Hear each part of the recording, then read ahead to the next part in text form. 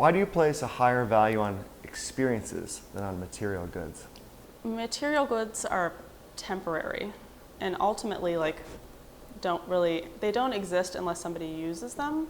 The way that somebody interacts with something, whether it be a product, whether it be a person, a space, is theirs, right? And we can't design for that, but we can try to make that right in the way that we think it should be for them. But however they have it is going to be completely unique. And that's sometimes independent of what we intended the thing to do. I think that materiality can enable really rich experiences, but experiences are kind of the thing that you want people to have.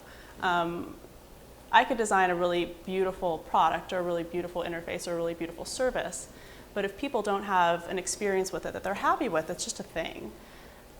So that to me, just the experience is ultimately what I want to have happen, and hopefully by making a thing, that it'll kind of induce it. A lot of the places that I was in rural Zambia didn't have electricity. Really the only infrastructure they had was mobile signal. I'm sure you've experienced this before, so no running water, nothing.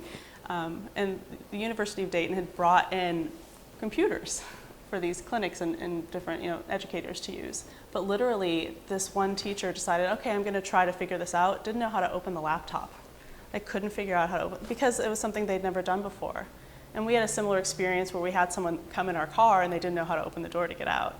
So those things, without people, that almost broke their experience, these little things that we've designed. So that's kind of like a funny example of that, like a thing that's almost making somebody have a worse experience than if the thing didn't exist. Mm-hmm.